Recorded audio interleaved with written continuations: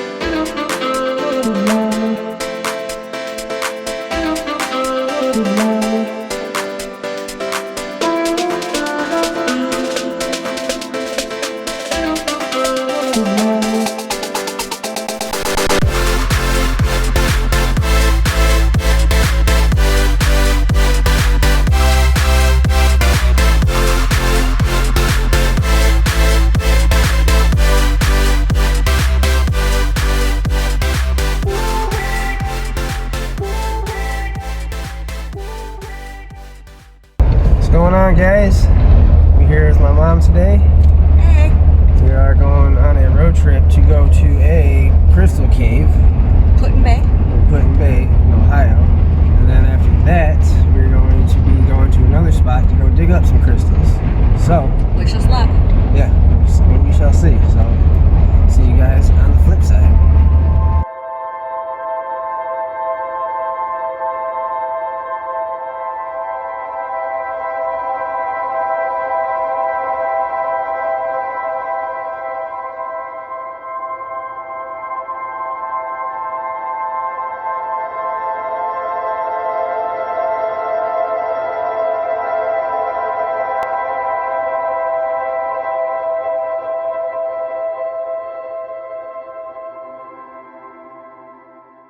We found a drive-in gas station. Pretty sweet. Come in right there. Come in, grab your drinks, leave.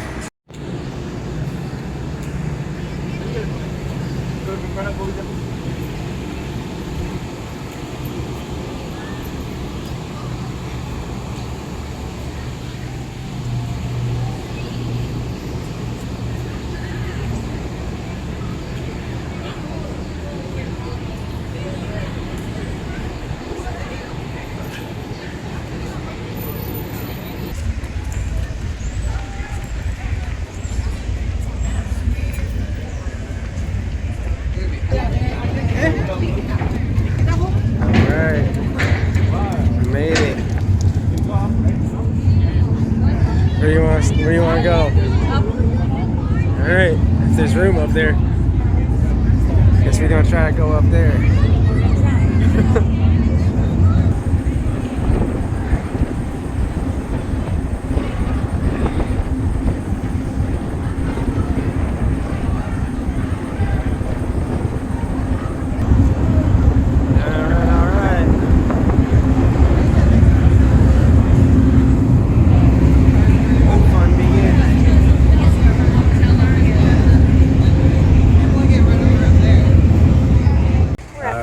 Alright guys, we made it. We just got our golf cart. So, cause this is a pretty big island, so we're gonna need something for a ride. So we got our golf cart, we're ready to go. And we're going to Crystal Cave. Yeah, we're gonna go check out some crystals. So let's do it.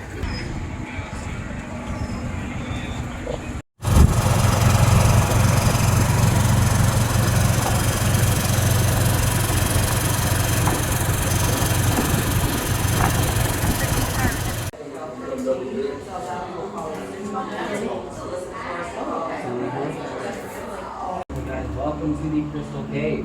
Y'all are now standing inside of the world's largest celestial geode. This was discovered in 1897 by two guys who were actually just trying to dig a well for the winery. A celestial geode would be about golf ball to basketball size. Our cave here is 30 feet wide across at its widest point and about 12 feet from the floor to the ceiling in this room here. And as you look up, you will see a little bit of green discoloration. That's just from the water that naturally filters through the cave. It's a little bit of algae buildup. If you get hit by a drop of that water, don't sweat it. We call them cave kisses, and they're good luck. And also, we're about 35 to 40 feet below the surface, so by the time it filters through all that topsoil, dolomite, and limestone that surround this geode, Comes out about as clean as the water in your sink, or as Anthony put it the other day, it's crystal clear. I love that one. This is one of 25 caves that we know of to exist here on Puttin Bay. Of those, only 2 are open to the public anymore. That's just going to be us and then Perry's Cave right across the street. The other 23 caves are either too small or too unsafe for the public to access anymore. But we here have the particular honor of having one of our crystal formations housed at the Smithsonian Museum of Natural History in their permanent collection. There's to archive or display in perpetuity. So if you're ever there in Washington, D.C., you can tell them hello from Puttin Bay, and you're welcome. There is a framed photograph of that behind Tracy and Lauren's desk up in the blue room if you wanted to see. You know, it's 54 degrees year-round, even in January. Yeah, that's awesome.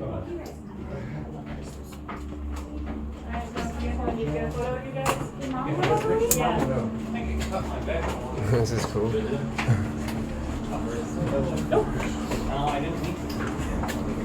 Crystals everywhere. Yeah, we got the winery tour, which I don't know where this goes. Oh, it goes in this building. They want everybody to get drunk is what they want. It smells very grapey in here. Tickets. Alright, alright. Alright, so welcome to Heinzmans Winery. This winery was established in 1888 by Gustav Heinemann when he first came over here from Germany. This makes us the oldest family-owned and operated winery in the state of Ohio.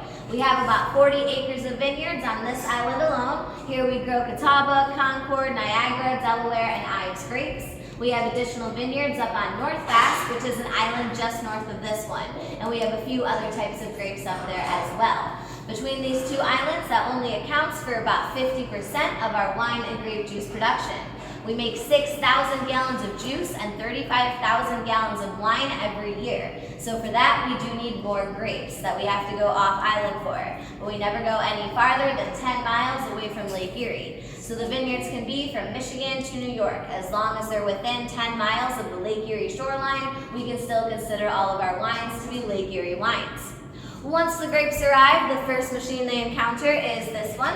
This is our crusher and destemmer machine. The grapes are put in through this top funnel, and then they run into a series of finger-like blades that will slice open the skins and rip off the stems and leaves. The stems and leaves are then shot out the back and discarded, and the grape pulp falls down to the bottom. The next machine they go through is this one here. This is what is known as a ladder press. The grapes are put into this steel drum, and the doors are shut, and the entire cylinder starts to slowly rotate. There is a large leather bag inside, and that's going to expand and contract several times over the course of about 5 or 6 hours.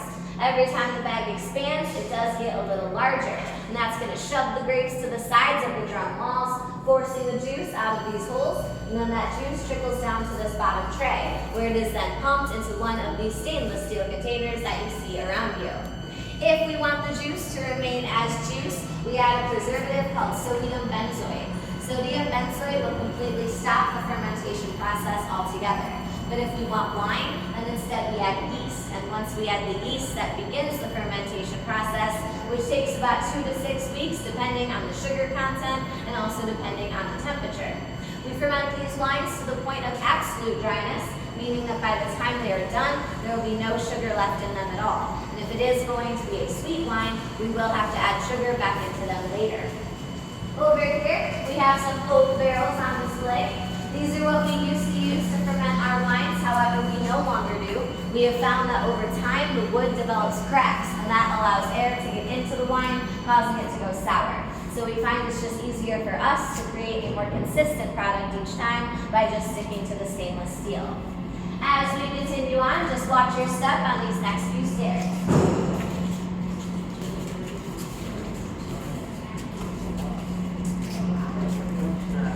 Right.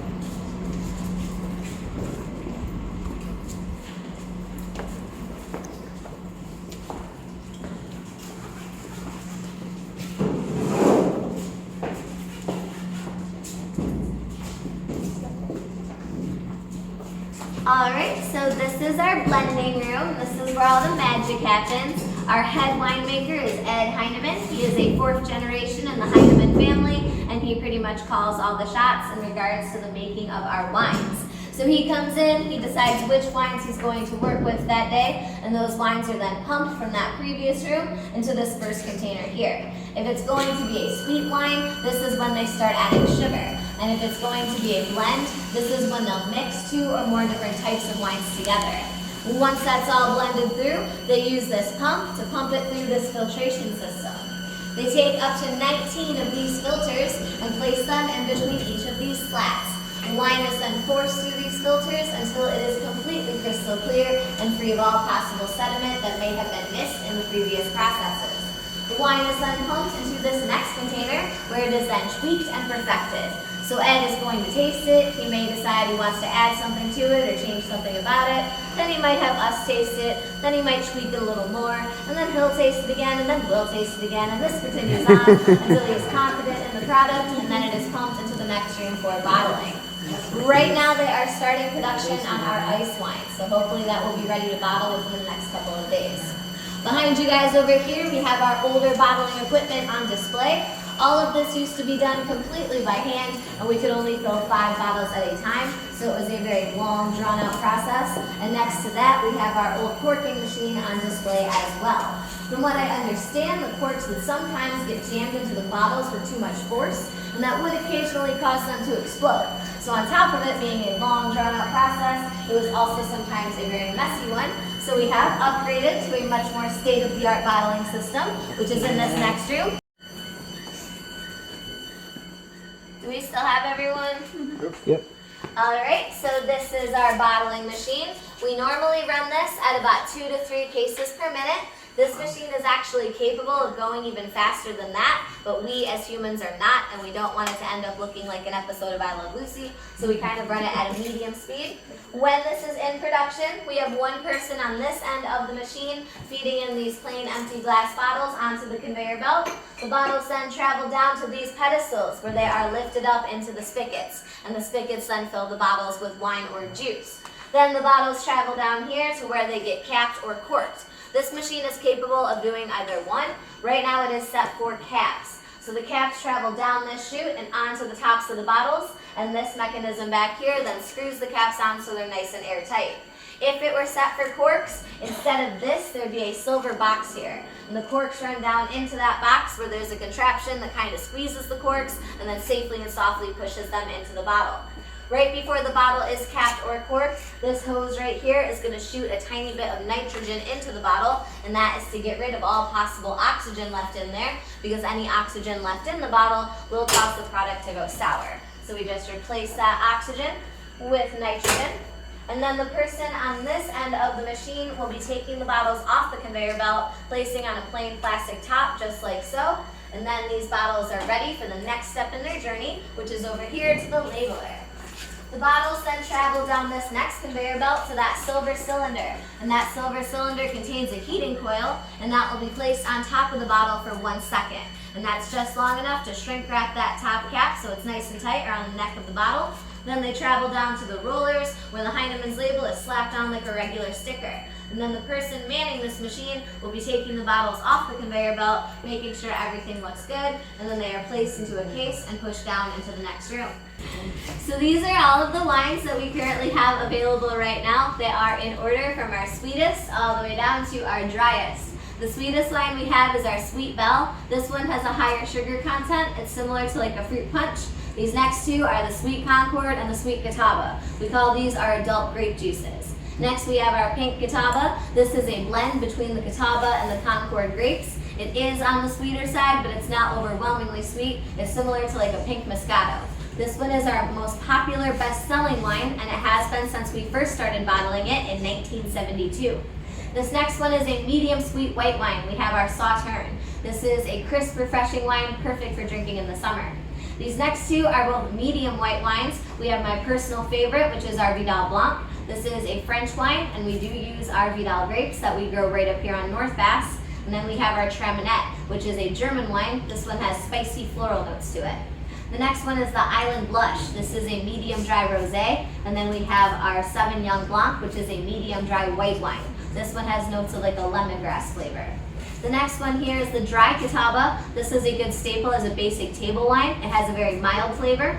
And then we have our Chamberson Rosé. This one has that deep cranberry color, and it also has a cranberry-like tartness to it as well. There are no cranberries that actually go into this wine. That's just the way the Chamberson grape comes out in flavor.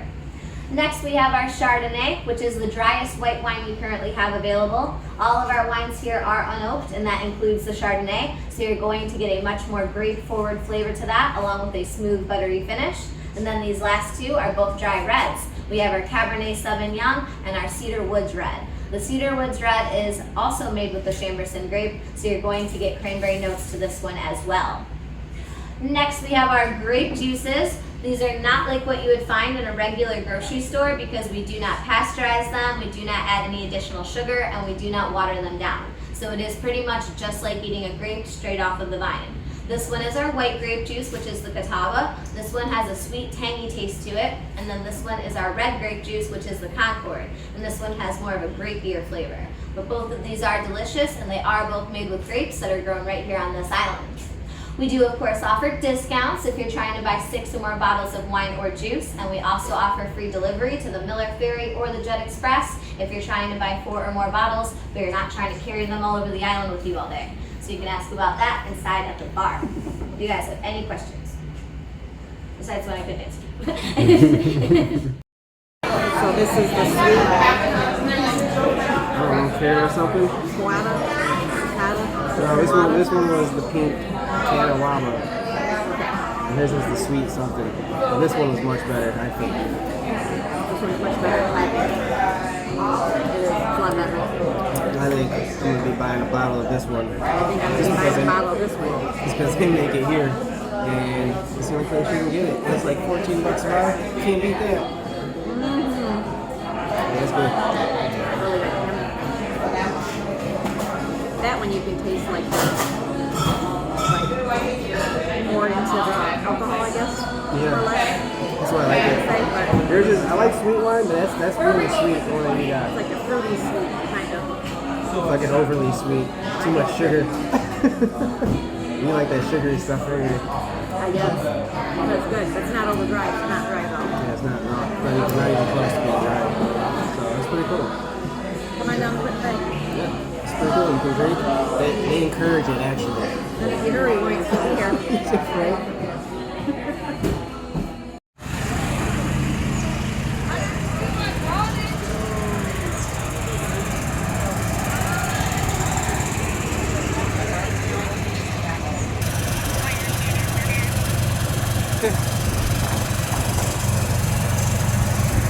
Funny cars, they call them. Oh yeah. They go about this fast, just this fast. All right, we walked upon some trails, so we're gonna go hiking. Left or right? Let's go left, because the other dude went to the right. I want to go the opposite way what that guy went, because people. Yeah. Here's the right, here's the left. Let's go this way. What is this? Penguins? Thought that was gonna be a map. That's false advertisement.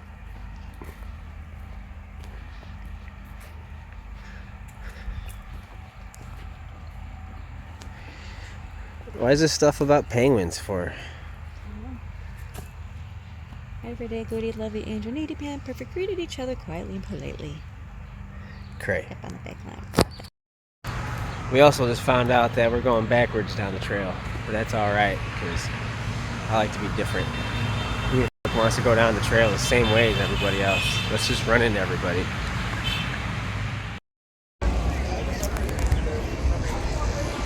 All right, it's got me some dark chocolate ice cream with some chocolate chunk in it and some chocolate fudge, and she got some Oreo cookie, because Oreo I didn't have French cookie. vanilla. vanilla. It's disgusting. Waffle so cone, no. dark chocolate for the win. Hole. This thing's pretty huge. This thing's pretty huge. Says it's open. Says it's open. 24-hour surveillance. We're under surveillance. I'm surveillancing myself. Let's see what we got. Why? I'm going in.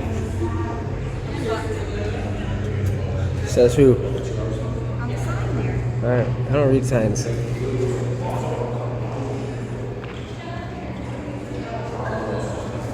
cool.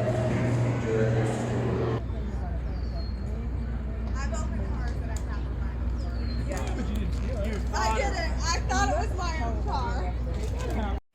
Yeah, found another random beach-ish. More like a rock beach. You know.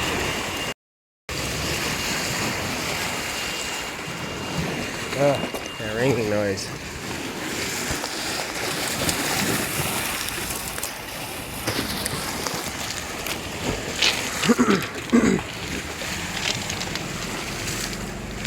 Cheryl.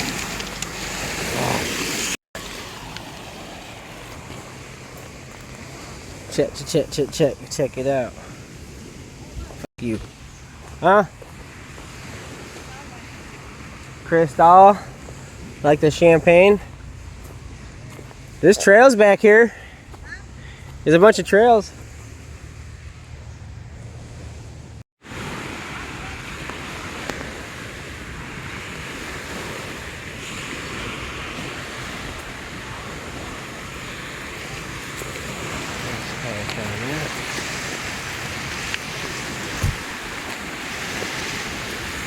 Some more stuff down here. Sorry, I'm using my gimbal today because that thing's a piece of you dig?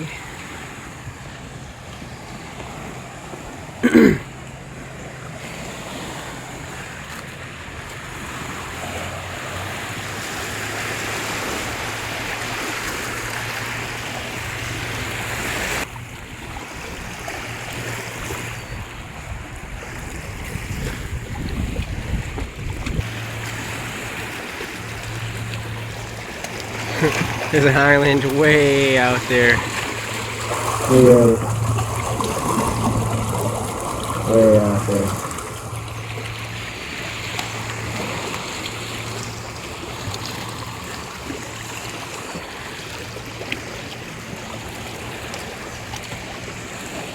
Well, getting back on the ferry. Time to go home.